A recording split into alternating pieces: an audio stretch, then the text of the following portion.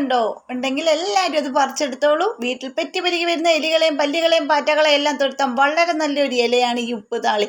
ഉപ്പുതാളിയും കൊണ്ടുള്ള കുറച്ച് കിടിലൻ സൂത്രങ്ങളാണ് ഇന്നത്തെ എൻ്റെ വീഡിയോയിൽ ഉൾപ്പെടുത്തിയിരിക്കുന്നത്. എല്ലാവരും ഒന്ന് സ്കിപ്പ് ചെയ്യാതെ, കാരണം വളരെ നല്ലൊരു സൊല്യൂഷനാണ് ഈ ഉപ്പുതാളിയും കൊണ്ട് നമ്മളിവിടെ റെഡിയാക്കാൻ വന്നത്. പല്ലിയും പാറ്റ എലികളെയും എല്ലാം ഒറ്റ യൂസിൽ തന്നെ കൂട്ടത്തോടെ ചത്തു വീഴും. അപ്പോൾ നേരെ വീഡിയോയിലേക്ക് പോകാം.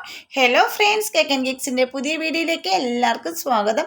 ഇന്നും വളരെ യൂസ്ഫുൾ ആയിട്ടൊരു ടിപ്പ് കളക്ട് ചെയ്തിട്ടാണ് വന്നിരിക്കുന്നത്. വളരെ നല്ലൊരു ടിപ്പാണിത്. ഇതാണ് ഇതിനു വേണ്ടി നമ്മൾ എടുക്കുന്ന ഇല.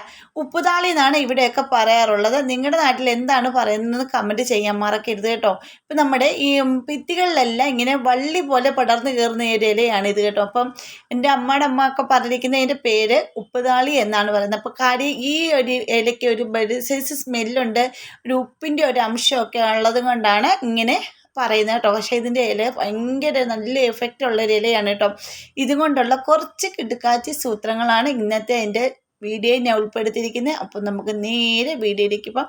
ഇതിലെ കുറച്ച് ഇല ഞാൻ ഇങ്ങനെ പറിച്ചെടുത്തിട്ടുണ്ട്. വള്ളി സഹിതമാണ് ഞാൻ പറിച്ചെടുത്തിരിക്കുന്നത്. ഇനി നമുക്ക് ഇത് വള്ളിയിൽ നിന്ന് ഓരോ ഇലകൾ നമുക്കൊന്ന് അടർത്തിയെടുക്കാം.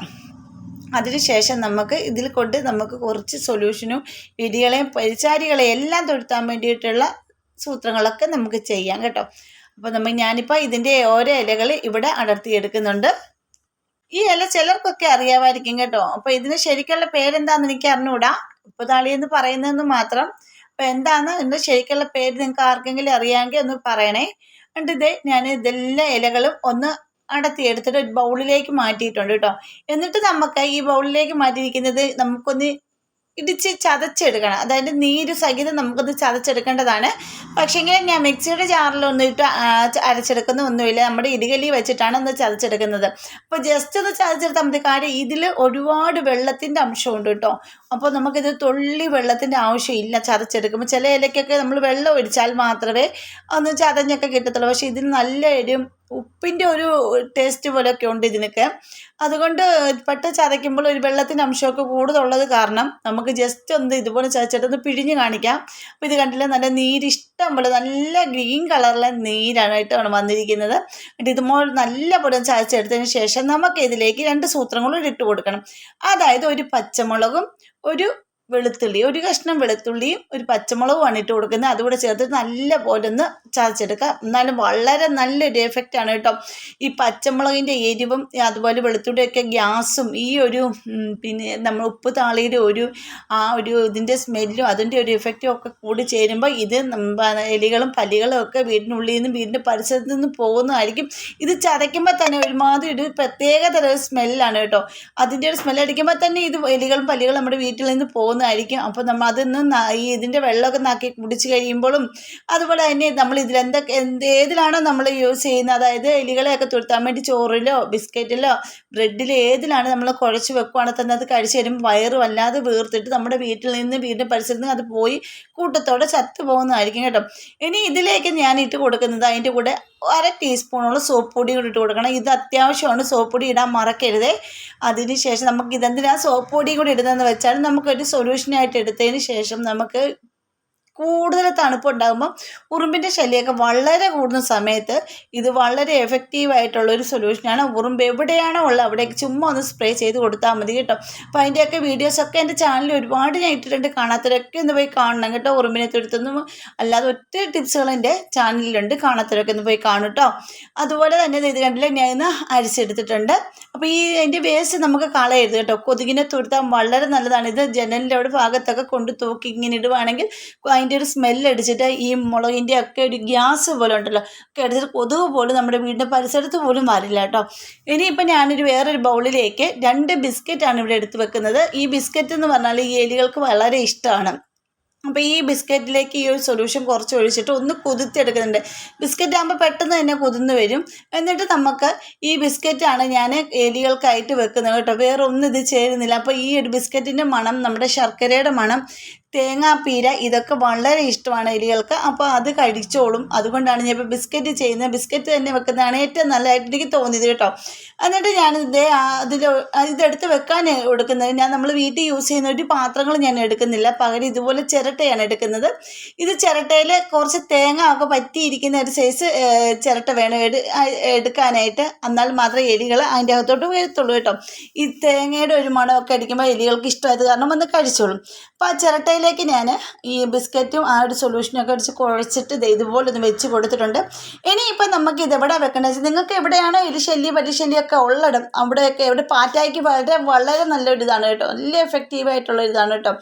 ഈ എവിടെയാണോ എലി പല്ലി പാറ്റയുടെ ശല്യമൊക്കെ കൂടുതൽ അവിടെ കൊണ്ടുവെക്കാം. നിങ്ങൾക്ക് ഗ്യാസ് അടുപ്പിൻ്റെ മുകളിൽ വേണേൽ വെക്കാം, അല്ലെങ്കിൽ ഗ്യാസ് അടുപ്പിൻ്റെ അടിയിൽ വെക്കാം, ഗ്യാസ് കുറ്റിയുടെ സൈഡിൽ വെക്കാം, ഫ്രിഡ്ജിൻ്റെ അടിയിൽ വെക്കാം, ഒക്കെ നിങ്ങൾക്ക് ചെയ്യാം. പക്ഷേ ഞാനിപ്പോൾ ഇവിടെ വെച്ച് കൊടുക്കുന്നത് കണ്ടില്ലേ, നമ്മുടെ ഗ്യാസ് കുറ്റിയുടെ ചെറിയൊരു വയറില്ലേ ഈ ഗ്യാസ് വരുന്നത് ആ ഒരു സ്ഥലത്തായിട്ടാണ് വെച്ച് കൊടുക്കുന്നത്. കണ്ടില്ലേ, ഈ ഒരു സൈഡിലാണ് ഞാൻ വെച്ച് കൊടുക്കുക. അപ്പോൾ നിങ്ങൾക്ക് ഇത് കാണുമ്പോൾ മനസ്സിലാവും ഇതിൻ്റെ വള്ളി ഒന്ന് കറണ്ടിട്ടുണ്ട് കേട്ടോ.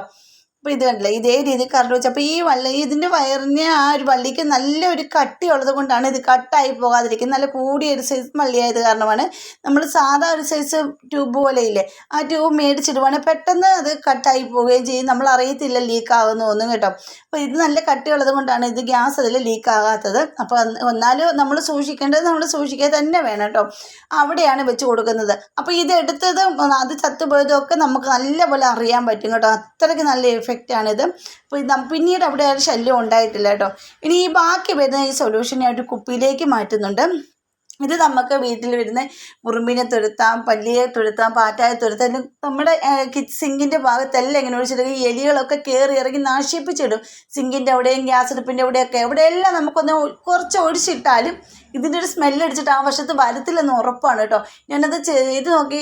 കൂടുതൽ നമ്മൾ അരയ്ക്കുന്ന അരകല്ലിൻ്റെ ഭാഗം അതുപോലെ സിങ്കിൻ്റെ ഒരു ഭാഗമൊക്കെ നമ്മൾ എത്ര ക്ലീൻ ചെയ്തിട്ടാലും രാവിലെ എണീക്കുമ്പോൾ എലിശല്യം ഉണ്ടെങ്കിൽ അവിടെ എല്ലാം നശിപ്പിച്ചിട്ടും. ഇപ്പോൾ അതേ തറവാടും കാര്യങ്ങളും ഒക്കെ ആകുമ്പോൾ നമുക്ക് പല്ലിയുടെ പാറ്റയുടെ ശല്യം വളരെ കൂടുതലാണ്, തട്ടൊക്കെ ഉള്ളത് കാരണം. അപ്പോൾ ഞാൻ എൻ്റെ വീട്ടിൽ ഇതുപോലൊക്കെ ചെയ്തിട്ടാണ് ഇതിനെയൊക്കെ ഒന്ന് കുറച്ചെടുത്തിരിക്കുന്നത്. വിഷാംശങ്ങളൊന്നും മേടിച്ച് വെക്കാറില്ല. വെച്ചാൽ നമുക്ക് തന്നെ ഒരു ദൂഷ്യമായിട്ട് മാറും. അപ്പോൾ ഇതൊക്കെ ചെയ്യുന്നതിന് മുമ്പ് നമ്മുടെ വീട്ടിൽ പൂച്ച കോഴികളൊക്കെ ഉണ്ടെങ്കിൽ പിടിച്ചിട്ടതിന് ശേഷം സന്ധ്യ സമയത്ത് ഇങ്ങനെ ചെയ്യാനും പാടുള്ളൂ കേട്ടോ. അതുപോലെ തന്നെ നിങ്ങൾക്ക് എൻ്റെ വീഡിയോസ് എല്ലാം ഇഷ്ടപ്പെടുന്നുണ്ടെങ്കിൽ നമ്മുടെ ഫാമിലിയിലൊന്ന് ജോയിൻ ചെയ്ത് സപ്പോർട്ട് ചെയ്യണം. പിന്നെ സബ്സ്ക്രൈബ് ചെയ്യാതെ ആരെങ്കിലും കാണുന്നവരുണ്ടെങ്കിൽ ഒന്ന് സപ്പോർട്ട് ചെയ്യാൻ മറക്കരുത്. പിന്നെ ബെൽ ബട്ടൺ എനേബിൾ ചെയ്ത് വെച്ചേക്കണേ.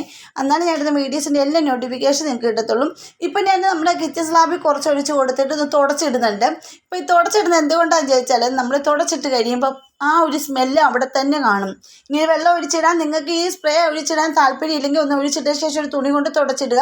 അപ്പോൾ ആ വശത്തോട്ട് പല്ലി പാറ്റ എലികളൊന്നും വരത്തില്ല കേട്ടോ. ഇപ്പം ഞാൻ കണ്ടില്ല അരകിലിൻ്റെ ഭാഗവും ആ കിച്ചൺ സിങ്കിൻ്റെ ഒരു ഭാഗത്തായിട്ട് കുറച്ചൊഴിച്ച കാര്യം ഇവിടെ ഏറ്റവും വലിയ ശല്യമാണ് ഈ പല്ലിയും പാറ്റ. രാവിലെ നശിപ്പിച്ചിടും കേട്ടോ. പക്ഷേ ഇത് ചെയ്തിട്ട് ഞാൻ പിറ്റേ ദിവസം രാവിലെ നോക്കിയപ്പോൾ അങ്ങനെ ഒരു പ്രശ്നം അവിടെ ഉണ്ടായിട്ടില്ല. കാര്യം ഇതിൻ്റെ സ്മെല്ല് വളരെ വല്ലാത്തൊരു സ്മെല്ലാണ് കേട്ടോ ഈ ഉപ്പ് താളിക്ക്. അപ്പോൾ ഇത് വല്ലാത്തൊരു സ്മെല്ലായിട്ടുള്ള ഒരു ഇലയാണ്. അതിൻ്റെ ഒരു സ്മെല്ലടിച്ചിട്ട് ആ വശത്ത് വരത്തില്ലെന്ന് ഉറപ്പാണ്. അപ്പോൾ ഈ ഒരു ടിപ്പ് നിങ്ങളിങ്ങനെ ചെയ്ത് നോക്കൂ.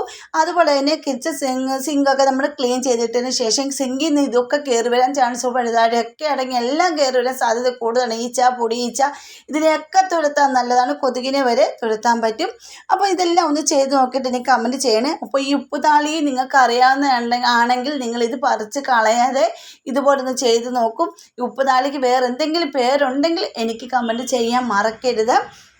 അതുപോലെ ബാക്കി വന്ന വേസ്റ്റിനെ ഞാൻ ഇതുപോലെ ഇങ്ങനെ ഒരു ആണി കൊണ്ട് തൂക്കിയിട്ടിട്ടുണ്ട്. കാര്യം ഭിത്തി വരുന്ന പല്ലിയും പാറ്റ ഒക്കെ അതിൻ്റെ അടുത്ത് വരുമ്പോൾ ആ വശത്ത് പിന്നെ വരത്തില്ല കേട്ടോ. ഗ്യാസ് അടുപ്പിൻ്റെ എവിടെയാണ് കൂടുതൽ ശല്യമെങ്കിൽ അവിടെ തന്നെ ഇങ്ങനെ ആണിയിൽ ഇങ്ങനെ തൂക്കിയിടുക.